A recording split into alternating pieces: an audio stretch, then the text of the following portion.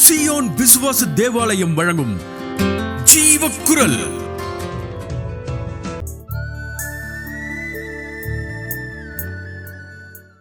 ஊழியங்களில் 3 தளங்கள் உண்டு. ஒன்று விசுவாச தளம், 2வது அபிஷேக தளம், 3வது மகிமையின் தளம். Isaiah chapter 60 1 and 2. எழும்பி பிரகாசி, உன் ஒளி வந்தது, கர்த்தருடைய மகிமை உன்மேல் உதித்தது. இதோ இருள் பூமியையும் காரிருள் ஜனங்களையும் மூடும், ஆனாலும் உன்மேல் கர்த்தர் உதிப்பார், அவருடைய மகிமை உன்மேல் காணப்படும். அவருடைய மகிமை உன்மேல் காணப்படும். எழும்பி பிரகாசி, ஒளி வந்தது. Is the time in this month of September. தேவனுடைய ஜனத்தின் மேல் ஒளி வந்தது, மகிமை உதித்தது. So we are transferred into the realm of supernatural miracles, the realm of glory. அபிஷேக தளத்திற்கும் மகிமையின் தளத்திற்கும் என்ன வித்தியாசம் என்று நான் சொல்ல விரும்புகிறேன். I was operating in the realm of anointing. அபிஷேக தளத்தில் செயல்பட்டு கொண்டிருந்த என்னை ஆண்டவர் ஒரு ப்ரமோஷன் கொடுத்து மகிமையின் தளத்திற்கு கொண்டு வந்தார். மகிமையின் தளத்தில் என்ன நடக்கும்னு சொன்னா, சூப்பர் நேச்சுரல் மிரக்கல் நடக்கும். Impossible will become possible. அபிஷேக தளத்திற்கும் மகிமையின் தளத்திற்கும் உள்ள வித்தியாசத்தை நான் சொல்ல விரும்புகிறேன். ஏசாயா 60 பார்க்கும்போது மகிமை ஒளி வந்தது, மகிமை உதிக்கும். அனாயிண்டிங்ல ஹீலிங் அண்ட் டெலிவரன்ஸ் நடக்கும். ஆனால் க்ளோரியில கிரியேட்டிவ் மிரக்கிள்ஸ் நடக்கும். தெய்வீக சுகமும் பிசாசின் விடுதலையும் நடக்கும். ஆனால் மகிமையில் படைப்பின் அற்புதம் நடக்கும். யாருக்காவது ஆக்சிடெண்ட் ஆகி மெட்டல் பிளேட்டு, போல்ட்டு, நட்ஸ் எல்லாம் போட்டிருந்தா நீ ஜெபம் பண்ணு, அது மெல்ட் ஆகி அது எலும்பாவே மாறிடும் அப்படின்னு சொன்னார். இது இந்த பாயிண்ட் புரியாது. Anointing has God levels and measures. அதிக அபிஷேகம், குறைந்த அபிஷேகம், லெவல் இருக்கு. அந்த உங்கள் கிளாஸில் 30 பேர் இருக்காங்க, எத்தனாவது rank? 17. That is level. So அனாயிண்டிங்கில் ப்ரீச்சருக்கு preacher levels are there and measure of anointing. Heavy anointing, mild anointing, little anointing is there. But in glory, dimension is there. You shift from one dimension. பூலோக பரிமாணத்திலிருந்து பரலோக பரிமாணத்துக்கு நீங்கள் போகிறீர்கள். ஆதாம் ஏவாளுக்கும் அவங்க வாழ்ந்த காலத்துக்கும், கிறிஸ்து இந்த உலகத்தில் வந்த நாங்கள் வாழும் காலத்துக்கும் எனக்கு தெளிவான வித்தியாசம் சொல்லணும். நான் ஏசாயா படிக்கும்போது, படிக்க ஆரம்பிக்கும் முந்தி, ஏசாயாவே நீ ஆதாமின் காலத்தில் பாவ உலகத்தில் பிறந்து வளர்ந்தவன், நான் இயேசுநாதருடைய காலத்தில் பிறந்தவன். நீ பெரியவனா நாம் பெரியவனா? அது சொல்றாரு, நீ தான் பெரியவன், பாக்கியசாலி, நாங்கள் அன்னைக்கு பிறந்துட்டோமே அப்படின்னு. ஆதாம் ஏவாளுடைய சரீரத்துக்கும் உன் சரீரத்துக்கும் என்ன வித்தியாசம்னு? அவருக்கு 2 கண்ணு இருந்தது, கை இருந்தது தான் இருந்திருக்கும், இல்லை இந்த ஒன்றும் வித்தியாசமே இல்லைன்னு. No, there is a difference. யாருன்னு சொல்றீங்களா? Adam and Eve was not born through the birth canal. அதனால நமக்கு இருக்க மாதிரி தொப்புள் ஆதாம் ஏவாள் கிடையாது. Okay, was not born through the birth canal. Okay, that's fine.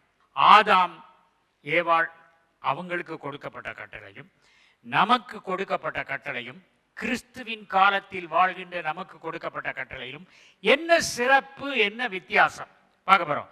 Genesis 1:26 and 27. பின்பு தேவன், நமது சாயலாகவும் நமது ரூபத்தின் படியையும் மனுஷனை உண்டாக்குவோமாக, அவர்கள் சமுத்திரத்தின் மச்சங்களையும் ஆகாயத்து பறவைகளையும் மிருக ஜீவன்களையும் பூமி அனைத்தையும் பூமியின் மேல் ஊறும் சகல பிராணிகளையும் ஆள கடவர்கள் என்றார். தேவன் தம்முடைய சாயலாக மனுஷனை சிருஷ்டித்தார். அவனை தேவ சாயலாகவே சிருஷ்டித்தார். ஆணும் பெண்ணுமாக அவர்களை சிருஷ்டித்தார். கீழ்ப்படுத்தி ஆண்டு கொள்ளுங்கள். சப்டியூ அண்ட் ரெயின். ஆதாமுக்கு என்ன சொன்னாரு? நீ கீழ்ப்படுத்தணும். ஆதாம் கீழ்ப்படுத்தணும். ஆதாம் தான் ஆட்சி செய்யணும். இதுல கீழ்ப்படுத்துறது கஷ்டமா, ஆட்சி செய்யறது கஷ்டமா? சிங்கம் இருக்குது, சிங்கத்தை ஃபெரோஷியஸா இருக்கு, அது கீழ்ப்படுத்துறது கஷ்டமா, ஆட்சி செய்யறது கஷ்டமா? கீழ்ப்படுத்துறது தான் கஷ்டம். கீழ்ப்படுத்தி அப்படிங்கிறதுக்கு ஹீப்ரு வேர்ட் கபாஷ். கபாஷ்னா கால்களுக்கு கீழே போடுது. கபாஷ். கபாஷ் என்னது? கால்களுக்கு கீழே கொண்டு வருது. உடனே ஆண்டவர் சொன்னார், எனக்கு ஆவியானவர் சொன்னார், இனி நீ யாருக்காவது சியாட்டிக்காக ஜெபம் பண்ணனா, இடுப்பில் வலி இருக்கு ஜெபம் பண்ணனா, அந்த வலியை பாதங்களுக்கு கீழ்ப்படுத்துகிறேன்னு ஜெபம் பண்ணு. அப்போ அந்த வலி இறங்கு இறங்கு இறங்கு, கால்களுக்கு கீழே போ அப்படின்னு நீ சொன்னா கேட்கும். அது அதாவது வார்த்தைகள் என்பது வித்து. பைபிள் சொல்லுது seed is the word of God. வார்த்தைங்கிறது with. பூலோகத்தில் உள்ள வித்துக்கள் தோற்று போகலாம், பரலோகத்து வித்தாகிய ஆண்டவருடைய வார்த்தை தோற்று போகாது. ஸ்திரீயின் வித்துக்கும் சாத்தானின் வித்துக்கும் பகையை உண்டாக்குவேன் அப்படின்னாரு. பகையை உண்டாக்குறதுனால நீ அவர் உன் தலையை நசுக்குவார். நம்ம யோசிச்சு பாருங்க, இதில் இமேஜின் பண்ணோம். தலையை நசுக்குவார். இது சாத்தானின் வித்து இருக்கு. நான் தான் ஜீசஸ் கிரைஸ்ட்னு வச்சுங்க. நான் இப்போ என்ன செய்கிறேன்? தலையை நசுக்கிறேன். நீ அவருடைய குதிங்காலை நக்குவாய். அந்த தலை எங்க இருக்கு? என் காலு கீழே. நாக்க மாத்திரம்தான் வெளியே விட முடியும்.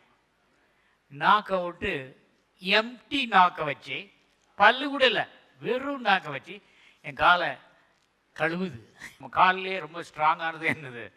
குதிங்கால். குதிங்கால் சதையெல்லாம் கொஞ்சம் நல்லா கெட்டியாக இருக்கும். அப்படி இருக்கும்போது அது எப்படி நம்மளை நக்கும்? அது நக்காது, ஒன்றுமே செய்யாது. அப்படிங்கிறதுக்கு தான் நான் அப்படி எழுதியிருக்கேன் அப்படின்னாரு. ஆதாம் சொன்னார், அந்த கனியை சாப்பிடக்கூடாது. நீங்கள் பிள்ளைங்கிட்ட எதை செய்யக்கூடாதுன்னு சொல்கிறீங்களோ அதை தான் செய்வாங்க. ஆரம்பத்தில் நான் பார்த்துருக்கேன். அதனால நான் நீங்கள் படிக்காட்டா பரவாயில்ல, விளையாடுங்க அப்படின்னா, இல்லை இல்லை நாங்கள் விளையாட மாட்டோம், படிக்க போகிறோம். டேய், டைம் எப்போ விளையாடிக்கிட்டு இருக்கியே, படிடா. எனக்கு சனிக்கிழமைக்கு லீவு, நான் படிக்க முடியாது, விளையாடுவேன். அதான் மனிதன் ஆதாம்கிட்ட பற்றி கற்றுக்கொண்ட பாடம். அதை நான் சொல்லுவேன். எதிர்மறையாக சொல்லணும். சிலரெல்லாம் சொல்லுவாங்க, என் பையனை அடித்து பார்த்தாச்சு, திட்டி பார்த்தாச்சு, ஒன்றும் செய்ய மாட்டேங்கிறான். ரெண்டையும் நிறுத்தி அன்பு செய்து அவனுக்கு ஒரு ஆம்லெட் போட்டு கொடுமா, அவன் கீழ்ப்படிவாமா. ஆமாம் பாஸ்டர், இப்போ கீழ்ப்படிக்கிறான். இது ஏன் உனக்கு தெரியல? இது ஆம்லெட் ஃபார்முலா. ஓகே. ஒரு மரத்தை வைத்து விலக்கப்பட்ட மரத்தின் கனியை புசிக்க கூடாதுன்னு சொன்னாரு. நமக்கு கல்வாரி மரத்தில் ரட்சிப்பு என்னும் ஜீவக்கனியை ப்ரிப்பேர் பண்ணி முடிஞ்சிச்சுட்டா, ப்ரிப்பரேஷன் முடிஞ்சிருச்சு அப்படின்னு சொன்னாரு. அதனால அந்த கனியை நம்ம சாப்பிட்றதுக்கு வாயால் தான் சாப்பிடணும், வாயால் அறிக்கை பண்ணணும். அப்போ என்ன ஆகும்? நமக்கு தன்னால எல்லாம் கீழ்ப்படியும். அவனுக்கு பழத்தை சாப்பிட்டதுனால கீழ்ப்படிதல் இல்லாமல் வந்தது. நமக்கு ஒன்றும் கீழ்ப்படிது ஒன்றும் இல்லை. அந்த ரட்சிப்பை எடுத்துக்கிட்டா போதும், நம்ம சந்தோஷமா இருக்கலாம். ஆகவே கபாஷ், கபாஷ்னா என்னது? கீழ்ப்படுத்தி ஆண்டு கொள்ளுங்கள். இதுக்கு ஈக்குவலண்ட் வேர்ஸ் வந்து நியூ டெஸ்ட்மெண்ட்ல ஹீப்ரூஸ் 2:7. அவனை தேவதூதரிலும் சற்று சிறியவனாக்கினீர், மகிமையினாலும் கனத்தினாலும் அவனுக்கு முடிசூட்டி.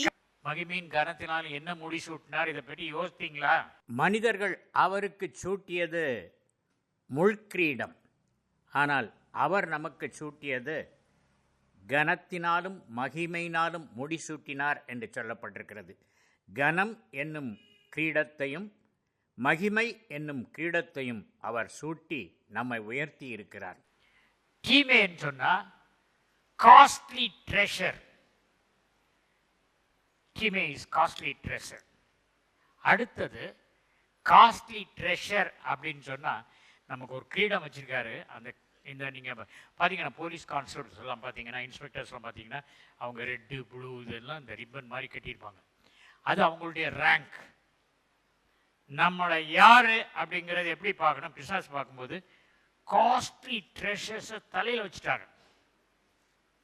டீமே என் கிரீக் கனத்தினாலும் மகிமையினாலும் முடிசூட்டி. மகிமையினாலும் எப்படி முடிசூட்டினா? டாக்ஸா, டாக்ஸாலஜி. டாக்ஸா means glory. அந்த குளோரிய மகிமையில தலை சுட்டுறது தான் நம்ம அந்த குளோரி தளத்துக்கு வருகிற அனுபவம். வாசிங்க, இப்போ வாசிங்க. உம்முடைய கரத்தின் கிரியைகளின் மேல் அவனை அதிகாரியாக வைத்து. இங்க வந்து நீங்க ஆண்டு கொள்ளுங்கன்னாரு. அங்க ஆண்டு கொள்ளுகிற சீட்டில் உட்கார வச்சுட்டாரு. அங்கேயும் பாதங்களுக்கு ஸ்திரீயின் வித்து, அதுக்கு பாதத்தின் கீழே கீழ்ப்படுத்துவார் அப்படின்னு சொன்னாரு. இங்க கீழ்ப்படுத்துவார்னு கீழ்ப்படுத்தாத காலத்துல ஏசாயா எரேமியாலாம் பிறந்திருக்கான். நம்ம கீழ்ப்படுத்தின காலத்துல பிறந்திருக்கோம். அதனால என்ன சொல்லுது வசனம்? சகலத்தையும் அவனுடைய பாதங்களுக்கு கீழ்ப்படுத்தினீர் என்று சொன்னான்.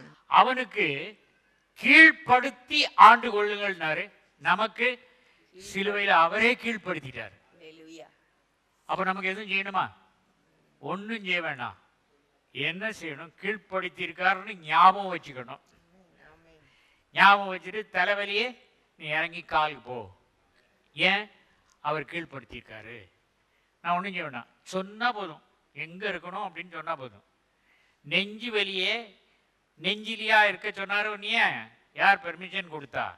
எங்க பிஆர் வாங்கினேன்? போ, உன் பிஆர் கால் கீழே தான். PR is what? Permanent residence. So Satan's permanent residence is கால்களுக்கு கீழே. இப்போ நம்மலாம் ஷூ போடுறோம், அதனால் கால்களுக்கு கீழே வைக்க முடியாது, ஷூக்குள்ளே போக முடியாது. அதனால் ஸ்திரீயின் வித்துக்கும் முன் வித்துக்கும் பிரச்சனை உண்டாகவே அவன் உன் ஷூவுக்கு அடியிலே இருப்பான். நீ ஷூ வைத்து அவனை மதிப்பாய், அவன் அந்த ஷூவை நக்குவான். நக்கிறது கூட தெரியாது நமக்கு. ஏன்? எப்பவுமே ஷூ போட்டிருக்கிறதால. என்ன ஸ்லாக்கியம் இந்த காலத்தில் பிறந்தது தெரியுமா? ஆனால் நம்ம வந்து வறுமையிலே இருக்கிறோம், கஷ்டத்திலே இருக்கிறோம். The Lord said, showed me one place. ஒரு இடத்தை காட்டினார், பெரிய இடம். அந்த இடம் இது என்ன இடம்னு கேட்டேன். அவர் சொன்னாரு ஃபியூச்சர் பாஸ்ட். உங்களுக்கு ஏதாவது விளங்குதா? Future past. ஃபியூச்சர்னா வருங்காலம், பாஸ்ட்னா கடந்த காலம். ஏன்னா ஃபியூச்சர் பாஸ்ட் ஒரு ஹால் இருக்கு. இது என்னது? இது இதுக்கு ஒன்றுமே புரியல, தலையும் புரியல, காலும் புரியல. ஃபியூச்சரில் நீ செய்ய போகிற தப்புக்கு பிசாசு உனக்கு என்ன மாதிரி வலை வைக்கணும், என்ன மாதிரி கீழே தள்ளுறதுக்கு குழி வெட்டணும் அப்படின்னு வெட்டினதெல்லாம் ஃபியூச்சர் இதில் இருக்கு. இருபுறமும் கருக்குள்ள கத்தியை எடுத்து உன்னைய குழியில் வெட்டணும்னு வச்சுருந்த அந்த பகுதியை கட் பண்ணி பாஸ்டாக ஆக்கு, கடந்த காலமாக்கு. Future can be made into past. வருங்காலம் கடந்த காலமாக மாற்றப்பட முடியும். பயணிகள் ரெண்டு விதம், ஒவ்வொருவரும் ஒரு விதம். என்ன சிரிக்கிறீங்க? நான் ஒரு சத்தியம் தான் சொல்றேன். அந்த ரெண்டு விதம் என்னன்னா, ஒன் வே டிக்கெட் மாத்திரம் எடுக்கிற பயணிகள் அவங்க என்ன செய்யறாங்க? அமெரிக்காவில் போய் தங்க போறாங்க, திரும்பி வர போறது இல்லை, மைக்ரேஷன். இன்னொருத்தர் என்ன செய்வாங்க? Round the ticket. நிறைய பேர் நாங்கள் செத்த பரலோகத்துக்கு போவோம், ஒன் வே டிக்கெட். விக்டர் ஞான் right, round the trip ticket. So I go and come back. இந்த ஒன் வே டிக்கெட்டுக்காரங்களுக்கு புரியுறது இல்லை. இவர் என்ன பரலோகத்துக்கு போறேன்னு சொன்னார், என்ன டவுன் பஸ்ஸாக ஓடுது? ஆண்டவர் சொன்னார், பொய்யை விதைக்கிறவன் பொய்யை அறுப்பான். கோபத்தை விதைக்கிறவன் கோபத்தை அறுப்பான். உண்மையான ஊழியக்காரரை குற்றம் சொல்லுகிறவன் தேவனை குற்றம் சொல்லுகிறான். பழைய ஏற்பாட்டில் என்ன சொன்னாரு? நீ விழுந்து போனா உன்னை தூக்கி விடுறதுக்கு ஆள் இல்லை அப்படின்னு. ஆனா புதிய ஏற்பாட்டில் நமக்கு என்ன சொல்லியிருக்காரு? நான் திருச்சபையை கட்டுவேன், பாதாளத்தின் வாசல்கள் அதை மேற்கொள்ளாது. வாசல்கள் அப்படின்னு சொன்னா பாதாளத்தின் ஆட்சி அல்லது பாதாளத்தின் ஆற்றல். ஏன்னா அந்த காலத்துல கோர்ட் கிடையாது. எல்லா டெசிஷனும் அந்த சிட்டி கேட்ல தான், வாசல்ல தான் வச்சு தீர்மானம் பண்ணுவாங்க. இப்போ ரூத்தை போவாஸ் கல்யாணம் பண்ணுவாங்கன்னா வேற யாரும் இருக்காங்களான்னு போய் அந்த ஊர் வாசல்ல போய் தான் அந்த கல்யாணம் நடக்கும். சரி, ஒரு நிலத்தை வாங்கணும்னா இவர் செருப்பை கலத்தி போடுவார். அந்த செருப்பை அவர் போட்டார்னா அதுக்கப்புறம் இவர் நிலத்தை அவர் விலைக்கு வாங்கலாம். இது எங்கே பண்ணணும்? வாசல் பக்கத்தில், ஊர் வாசல் பக்கத்தில். அதான் அவர் சொன்னார், அந்த வாசல் தான் அதிகாரம். வாசல் மேற்கொள்ளாது, பாதாளத்தின் வாசல். பாதாளத்தின் வாசல் மேற்கொள்ளாதுன்னு நம்மளும் வாசல் நினைச்சுக்கிட்டே இருக்கோம். பாதாளத்தின் அதிகாரம் மேற்கொள்ளாது. சிக்னஸ் இஸ் பாதாளத்தின் அதிகாரம், வலி பாதாளத்தின் அதிகாரம், பணம் இல்லாமல் இருக்கிறது பாதாளத்தின் அதிகாரம். இது நம்மளை மேற்கொள்ள மாட்டாது. ஓகே, மேற்கொள்ள மாட்டாது. ரைட். அதுக்கப்புறம் ஆண்டவர் சொன்னாரு, ஹையர் லாஸ் சப்டியூ லோயர் லாஸ். உயர்ந்த சட்டங்கள் கீழே உள்ள சட்டத்தை மேற்கொள்ளும். புவியீர்ப்பு சட்டத்தை, ஏரோடைனமிக்ஸ் காற்றழுத்த சட்டம் மேற்கொள்ளும். அதனால தான் புவியீர்ப்பு சட்டத்தை காற்றழுத்தம் ஏரோடைனமிக்ஸ் மேற்கொள்றதுனால தான் விமானம் பறக்குது. அது மாதிரி பிசாசுகளின் அதிகாரம்லாம் லோயர் அத்தாரிட்டி. அதை ரொம்ப அழகான சொன்னது ரோமர் 8:1-2 இருக்கு. The book of Romans chapter 8 verse 1. ஆனபடியால் கிறிஸ்து இயேசுவுக்கு உட்பட்டவர்களாய் இருந்து மாம்சத்தின்படி நடவாமல் ஆவியின்படியே நடக்கிறவர்களுக்கு ஆக்கினை தீர்ப்பு இல்லை. கிறிஸ்து இயேசுவினாலே ஜீவனுடைய ஆவியின் பிரமாணம். ஜீவனுள்ள ஆவியின் பிரமாணம். இதை நீங்க புரிஞ்சுக்கொள்ளணுமானா 2 வார்த்தை என்னது? ஜீவன், இன்னொன்னு ஆவி. இது லா, இது சஜஷன் கிடையாது. லா. The spirit of life in Christ Jesus. கிறிஸ்து இயேசுவில் உள்ள ஜீவனின் ஆவியின் பிரமாணம். ஜீவன்னா கல்வாரி சிலுவையில் இயேசு கிறிஸ்து விட்ட ஜீவன், கொடுத்த ஜீவன், தானம் பண்ண ஜீவன். ஆவியின் பிரமாணம்னா நான் போகிறது உங்களுக்கு நல்லது, நான் போனால் பரிசுத்த ஆவியானவரை அனுப்புவேன். Baptism of the Holy Spirit. The death of the cross and the sending of the Holy Spirit is called the law of spirit of life in Christ Jesus. இந்த லாவை நம்ம கையில கொடுத்துட்டு போனார். இந்த லா ரொம்ப பெரிய லா. ஆதாம் செய்த பாவத்தினால் வந்த மரணம் என்னும் சட்டத்தை கிறிஸ்து ஜீவன் கொடுத்ததினாலே, ஆவியானவரை அனுப்பினதினாலே அந்த சட்டம் இதை மேற்கொள்ளும். Anointing will be infilling, glory will be outpouring.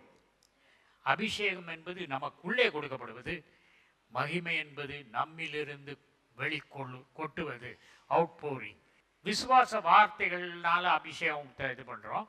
ஆனா மகிமையில் இருக்கும்போது நம்ம என்னெல்லாம் சொல்றோமோ, we declare and decree, it will happen. நமக்கு எது சொன்னாலும் அது நிறைவேறும். தேவன் நம் மூலமாய் வேலை செய்வது அபிஷேகம், தேவன் நமக்காக வேலை செய்வது மகிமை. நம் மூலமா நம்ம பயன்படுத்தி தேவனும் நானும் அனாயிண்டிங்ல ஒர்க் பண்றோம். ஆனா நான் சும்மா இருக்கேன், தேவன் மாத்திரம் செய்யறாரு, அது மகிமை. When you are conscious of the body, you have anointing. when you are conscious of the spirit man, you are in glory. பேதுருக்கு திடீர்னு அவன் சரீரத்தில் இருக்கிற அபிஷேகம் தெரியும். அந்த அபிஷேகம் ஓவர்ஃப்ளோ ஆகி அந்த நிழல்லாம் கூட கொஞ்சம் லீக் ஆகும். அவன் பார்த்துக்கான், என்னடா நம்ம அபிஷேகம் லீக் ஆகுது, லீக் ஆகுதுன்னா கம்ப்ளீட்டாக லீக் ஆகுது, லீக்காக ஃபில்லப் ஆயிடும். அதனால எல்லாம் செய்தாங்க. இந்த இந்த என்னடா அன்னைக்கு ஒரு நாள் ஒரு பிச்சைக்காரன் போயிட்டு இருந்தா, இவர் பக்கத்தில் நடந்து போகும்போது நிழல் பட்டவுடனே சோமாயிட்டான். அப்போ நினச்சாங்க ஊர் பூரா பரவிடுச்சு. இங்கே சூரியன் உதிச்சுதுன்னா நோயாளிகள்லாம் இங்கே தான் வைக்கிறாங்க, ஏன் இந்த பக்கம் வைக்கல? அவர் மத்தியில் இப்படி போகும்போது நிழல் எங்கே விடும்? இந்த பக்கம். அதனால் இந்த பக்கம் பூரா எம்டி. அனாயிண்டிங் இருந்ததுன்னா என்னைய தேவன் எவ்வளோ பெரியவனாக்கியிருக்காரு அப்படின்னு தெரியுமோ, குளோரியில் அவர் எவ்வளோ பெரியவர்னு தெரியும். Step into action. அனாயிண்டிங்கில் you step into action. Whereas in glory on your behalf God is stepping into action. தேவன் வந்து உள்ள மகிமையில் உனக்காக செயல்படுகிறார். அசாதாரண அனுபவங்கள். பிசாசு உங்களை ஒன்றும் செய்ய முடியாது. எப்படி ஊழியக்காரன் நண்பன் மனவாட்டி இருக்க மாதிரி விசுவாசம், அபிஷேகம், மகிமை நம்ம எந்த காலத்தில் இருக்கோம்? ஏசாயா 60:1-2 காலத்தில் இருக்கோம். அதனால லா ஆஃப் டொமினியன். பழைய ஏற்பாட்டில் என்ன சொன்னாரு? கீழ்ப்படுத்தி ஆண்டு கொள்ளுங்கள் என்று ஆதாமுக்கு சொன்னவர், நமக்காக அவர் பிசாசை அவர் கீழ்ப்படுத்தி நம்மளை ஆட்சி பீடத்தில் உட்கார வைத்தார். அப்போ நமக்கு ஒன்றும் செய்ய தேவையில்லை. ஏன் ஒன்றும் செய்ய தேவையில்லைன்னு அவ்வளோ தைரியமாக சொல்கிறீங்க? அதனால தான் அவர் சொன்னார், முடிஞ்சிச்சு, முடிந்தது, நீ செய்ய வேண்டியது ஒன்றுமே இல்லை. இயேசு கிறிஸ்து பேதுரு தண்ணியில் நடக்கணும் போது வான்னு சொன்னார். ரொம்ப சொன்னாரா? பார்த்து வா, காலை மெதுவாக வச்சு வா, விழுந்தாலும் விழுவேன், ஒரு சான்ஸ் இருக்கு, அல்லது நடந்தாலும் நடப்பேன் அப்படின்னு சொன்னார்னா அவர் ஆண்டவர் இல்லை. நீரே ஆனால் நீரில் நான் நடக்கட்டும் அப்படின்னு அவன் அதில் வா அப்படின்ட்டாரு. காதால் கேட்ட வார்த்தையில் நடந்தான். காதால் கேட்ட வார்த்தையில் நடக்கும்போது கண் எதிரியா இருக்கும். டேய் பாழா தண்ணிய. நிறைய பேருக்கு பிரசங்கத்தில் காதால கேட்டுறான், ஆனா உங்க கண்ணு அதெல்லாம் நடக்குமாப்பா. காதால் கேட்டது, இங்க கேட்ட பிரசங்கத்தை உங்க வாழ்க்கையில நீங்க கண்ணால காணணும், அப்பதான் முழுக மாட்டீங்க. சரியா? அல்லது என்ன செய்யணும்? என்ன மாதிரி ஏசப்பா கையை பிடிச்சுக்கணும். அவரை பிடிச்சுக்கிட்டு அவரோட நடந்தா தண்ணியை பார்த்தாலும் சரி, வானத்தை பார்த்தாலும் சரி விட மாட்டேன். எங்க ஸ்கூல்ல இருக்கும்போது 5 விரலையும் மோதிரம் போட்டிருப்பார். அவருக்கு என்ன தப்பு செய்தாலும் எது எடுத்தாலும் கொட்டுவார். வேற யார் வாத்தியாரும் கொட்ட மாட்டாங்க. டேய் இன்னைக்கு மோதிர கையால கொட்டு வாங்க போறோம்டா. கொட்டு வாங்கினாலும் எதுனால வாங்கணும்? மோதிர கையால. பாருங்க, ஆதாம் வந்து ஆண்டு கொள்வீர்கள்னு சொன்னது லிஸ்ட் போட்டிருக்காரு. கடல் வாழ் மீன்கள். சரி, நம்ம கரையில் இருக்கோம், கடல் வாழ் மீன் அங்க இருக்கு, அதை ஆட்சி செய்ய முடியுமா? நீங்க என்ன தண்ணிக்குள்ளேயா இருக்கீங்க? அல்லது நீச்சல் தெரியுமா? அதை ஆண்டுங்கன்னா அதை ஆண்டு கொள்றதுதான் கஷ்டம். அதுக்கப்புறம் என்னது அடுத்தது? ஆகாயத்து பறவைகளை. ஆகாயத்து பறவை. விமானம் கண்டுபிடிக்கப்படாத காலத்தில் ஆகாயத்து பறவைகளை ஆண்டு கொள்ளுங்கன்றாரு. அதுவும் கொஞ்சம் கஷ்டமான காரியம். சரி, வாசிங்க, என்னெல்லாம் சொன்னாரு? மிருக ஜீவன்களையும். மிருக ஜீவன், சிங்கத்தை ஆண்டுக்கோ, புலி ஆண்டுக்கோ, சீட்டா ஆண்டுக்கோ, எல்லாத்தையும் ஆண்டுக்கோ. கடைசியில பூமியின் மேல் ஊறும் சகல பிராணிகளையும் ஆள கடவர்கள் சொன்னாரு. நீ பாம்பு ஆள கடவுதுன்னாரு. இவன் ஏவாள் என்ன சொல்லிட்டா? பாம்பே, அவர் சொன்னாரு உன்னை ஆள சொல்லி, ஆனா நீயே ஆண்டுக்கோ என்னைய, நான் அந்த கனியை புசிச்சிட்டா அப்படின்னு சொல்லி அவ புசிச்சிட்டு அவ வந்து பாம்புக்கு அடிமையாயிட்டான். இப்போ கணவன் வரார். கணவர் வந்தோடனே ஏவாள் இங்கே இருக்கா, ஆதாம் இங்கே இருக்கான். இப்போ அவனுக்கு ஒரு சாய்ஸ். ஆண்டவர் கொடுத்த இந்த மனைவியை டிவோர்ஸ் பண்ணுறதா, அல்லது அவள் கொடுத்த பழத்தை சாப்பிட்டுட்டு நம்மளும் கீழே விழுறதா, ஆண்டு கொள்ளும் ஆற்றலை இழந்து போவதா? என்ன யோசிக்கிறான் கொஞ்சம் நேரம். கொஞ்சம் யோசிச்சு சொல்கிறேன். நீ கனியை சாப்பிடுன்னு சொல்கிறல்ல, அது உடனே வாங்கி சாப்பிட முடியாது. நானும் கீழே விழணுமா, அல்லது இங்கேயே நின்று உன்னை அனுப்பிடணுமா அப்படின்னு யோசிக்கிறேன் அப்படின்னா, அந்த நேரத்தில் ஆண்டவர் வந்தார். என்னப்பா ஒளிஞ்சிக்கிட்டே, என்ன நீங்கள் கொடுத்த அம்மா அவுட். ஆதாம் இவங்க யார்கிட்டையாவது மீன்கிட்ட தோற்று போயிருந்தா அல்லது பறவைகிட்ட தோற்று போயிருந்தா, இதெல்லாம் உயர்ந்த கேட்டகரி. கடைசியில் என்ன சொல்லியிருக்கு? ஊர்வன, பல்லி, ஓணா, பாம்பு, ஊர்வன வாங்கினாலும் கொட்டு வாங்கினாலும் மோதிர கையில் வாங்குறதுக்கு பதிலாக ஊர்ற பாம்புகிட்ட போய் தோற்று போயிடான். கேவலம். ஆண்டவர் கேட்டார், நீ ஆதாமா இருந்தால் என்ன செய்திருப்ப அப்படின்னாரு. நான் பிறருக்கு மன்னிக்கிறது போல நீங்கள் எனக்கு மன்னித்தரலாம். இது யார் சொன்ன ஜெபம்? நேற்றும் இன்றும் என்றும் மாறா இயேசு சொன்ன ஜெபம். அதனால நான் போய் முள்ளுகளுக்குள்ள ஆதாம் எவள் மாதிரி ஒழிய மாட்டேன் அப்படின்னு இருப்பேன். இப்போ என்னடா பாவம் செய்துட்டு வெக்கப்படாம நின்றுக்கிட்டு இருக்கியா முன்னால? நான் பிசாசை மன்னிச்சிட்டேன், அதனால் நீங்க என்னைய மன்னிச்சு தான் ஆகணும். இந்த கனியை புசிக்கும் நாளிலே சாகவே சாவாய்ன்னு சொன்னீங்க. உங்களுக்கு தான் வல்லமை இருக்கு. செத்து போன என்ன உயிரோடு எழுப்புங்க சொல்லலாமா இல்லையா? சொல்லி இருந்தா நமக்கெல்லாம் தொல்லை இல்லை. அது சொல்ல தெரியலையே. மறுபடியும் பின்னால் போய் ஆதாம்கிட்ட சொல்லி கொடுக்க முடியுமா? இது உங்களுக்கு தான் சொல்லி கொடுக்க முடியும். ஓகே. இந்த செய்தியின் டிவிடியை பெறவும் இந்நிகழ்ச்சியை பற்றிய உங்கள் கருத்துக்கள் மற்றும் ஜெப விண்ணப்பங்களை அனுப்ப வேண்டிய முகவரி ஜீவக்குரல் 14/1 மங்கம்மாள் சாலை, KK நகர் அஞ்சல், திருச்சி 620021, தமிழ்நாடு, தென்னிந்தியா. மொபைல் எண் 919025432432.